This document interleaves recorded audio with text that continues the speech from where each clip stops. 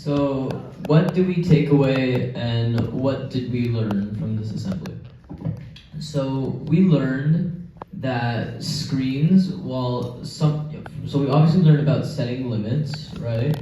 We learned that you can stop yourself from being too immersed in digital technology nowadays by telling yourself, I have to stop after a certain amount of hours or a certain amount of minutes playing a game or whatnot.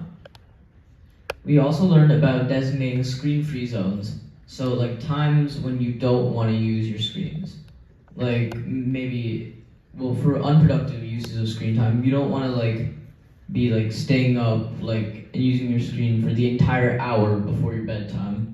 Or like another unproductive screen time could be playing games on your Chromebooks. I'm sure one of you guys have definitely done it. I did it myself too, don't worry.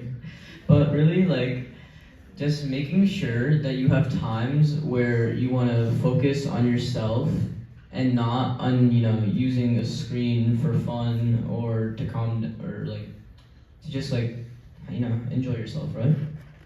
And then we also learned about prioritizing face-to-face interactions and physical activity instead of excessive screen time.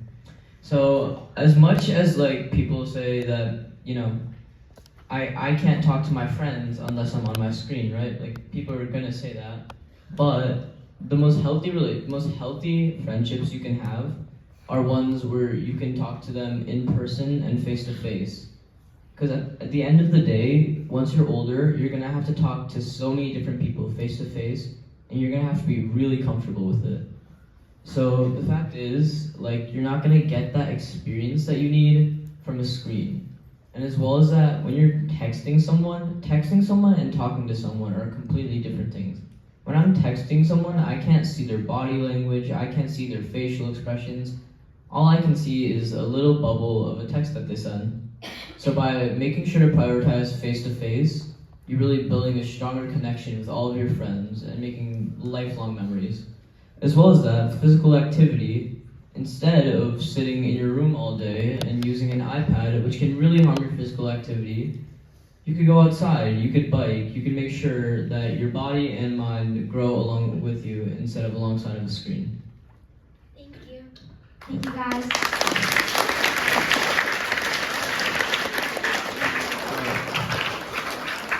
So does anyone have any questions or any comments that they want to say?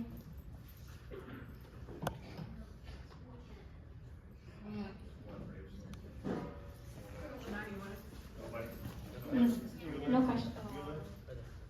So, when you listen to music, would that count as screen time? Alright, so music not necessarily counts as screen time, but as well as that, as long as your music isn't distracting you from what you need to do, I don't see why it would harm you. I mean, listening to music is a hobby. I'm sure some of you guys must love music. You guys all probably have, your favorite music artists and whatnot. So as long as it doesn't distract you, listening to music wouldn't really count as screen time. Your eyes aren't looking at a screen. You're not fully engaged. I can do my homework while listening to music. So as long as you're able to stay productive and it doesn't harm what you need to do, I don't see why it can hurt. Any more questions? How did you guys start doing this? What made you want to go to schools and tell other kids about this? Okay, so we first went to a school about 2 or 3 weeks ago for the first time. That was our first presentation. And we started our nonprofit, I would say, about 4 or 5 months ago. We kind of just started as a family thing, but it was first me and my brother who kind of talked it into my parents, and we kind of just thought that this would effectively help kids all around the younger ages, especially since a lot of them don't really understand what negative effects it has. Obviously, it's a big thing in our lives now, especially as a teenager. Now we use social media, we use laptops for school all the time.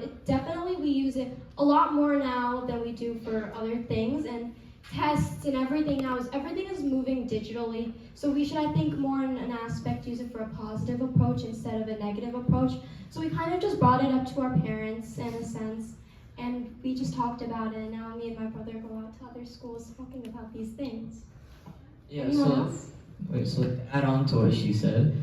Yeah, but as well as that, like growing up, like I mean, we see ourselves in all of these kids that we reach out to. Like we were once, fifth graders sitting here, like thinking, oh, I'm gonna go home and I'm gonna play Minecraft for 3 hours straight, like something ridiculous like that. We were all thinking, but really, like growing up in a time where we're like transitioning from in-person stuff to digital, it really had to let us like really think over our relationship with technology in this day and age. So like we found it really important that the kids growing up don't make the same mistakes that we did because it does harm. So like yeah, with that passion, we decided to make this, we decided to go out and we decided to help other kids. Thank you guys. You can take your question last.